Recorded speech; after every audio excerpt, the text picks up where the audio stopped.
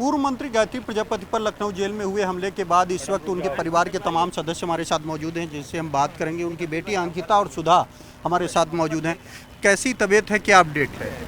अभी कुछ ठीक नहीं है। अभी उनके सर में 18-19 टाँके लगाए गए हैं। अभी कंडीशन ठीक है, होश में है, पर कुछ ज़्यादा ठीक नहीं है। आप लोग क्या मांग करते हैं, क्या लगता है कि ये कैसे हुआ? हमारी मांग ये है कि हमारे पिता पे जानलेवा हमला हुआ है और वो सुरक्षित बिल्कुल नहीं है। जेल में तो बिल्कुल सुरक्षित नहीं है, बाहर भी नहीं है। हम नहीं कह सकते कि हॉस्पिटल में वो सुरक्षित है, लेकिन ट्रीटमेंट उनका होना बहुत ज़रूरी है। मेरी सरकार से गुहार है कि मेरे पिता की अच्छे से ट्रीटमेंट कराया जाए और मेरे पापा निर्दोष हैं। मुख्यमंत्री जी से मैं सिर्फ इतना कहना चाहती हूँ कि वो निर्दोष हैं, उनकी निष्पक्ष जांच कराई जाए।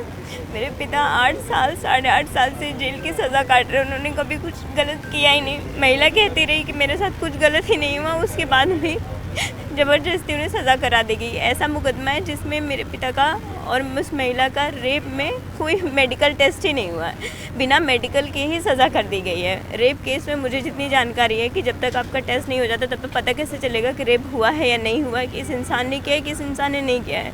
बिना मेडिकल टेस्ट के मेरे पिता को सज़ा कर दी गई। और महिला जब सामने आके बोल रही है, मीडिया में आके बोल रही है, कोर्ट में भी गवाही दे रही है कि मेरे साथ कुछ गलत नहीं किया गया है, मुझे ब्लैकमेल किया गया था, या जो भी उसने अपनी चीज़ें बताई, तो कम से कम सच मानना चाहिए। न्यायालय हमारी सुनती ही नहीं। हमारे पिता का जहाँ नाम आता है वहाँ पे वो फाइल उठा के फेंक देते हैं, तो हमें न्याय कहाँ से मिलेगा? हमारे साथ तो और भी उनकी बेटी मौजूद हैं। सुधा, क्या लगता है कि किन लोगों ने हमला किया? क्या ये कोई साजिश है या इंसिडेंट?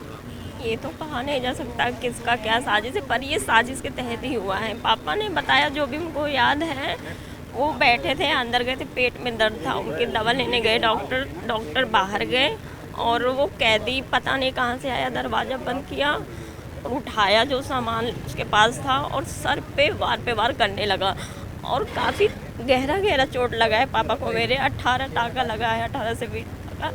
और फिर पापा खुद को बचाव करने के लिए उससे जब फाइट किए तो वो बहुत मुश्किल से, वो क्योंकि वो दरवाज़ा खोलने ही नहीं दे रहा था। पापा तीसरी बार दरवाज़ा खोले, जब उनको लगा कि अब बच नहीं पाएंगे तो उसको बहुत तेज़ से झटके दबाए। फिर अपने आप को बचाव करने के लिए फिर जब दरवाज़ा किसी तरह खोले, पापा चीखने लगे मुझे मार देगा। फिर वहाँ पे जो भी थे वो आके बचाव किए, फिर ऐसा घटना हो गया। हम यही चाहते हैं कि जब जेल में ही मेरे पापा सुरक्षित नहीं है तो उनको कहाँ रखा जाए। और मेरे पापा निर्दोष हैं, उन्होंने कुछ भी नहीं किया है। बताइए, हम लोग बेटी होके न्याय मांग रहे हैं, महिला बोल रही है, उनकी बेटी बोल रही है, सब बोल रहे हैं, लेकिन कोई सुनवाई नहीं हो रहा है। इतने साल हो गए हैं, जो सही में किए रहते हैं वो बाहर आ जा रहे हैं, मर्डर करके बाहर आ जा रहे हैं। मेरे पापा निर्दोष है, बाहर से आए नहीं हैं, हम लोग आतंकवादी नहीं है, इसी भारत के ही नागरिक हैं। तो हम लोग सरकार से ही चाहते हैं कि हमारी सुनी जाए, हमारे पापा को न्याय दिया जाए। मेरे पापा जेल में सुरक्षित नहीं है, बाहर भी हो सकता है, कम से कम हम लोग के साथ तो रहे। अगर वो वहाँ पे उनको लेके जाते हैं, अगर कुछ हो जाता है तो जिम्मेदारी कौन लेगा? हमारे पापा को लौटा देंगे अगर कुछ हो जाएगा तो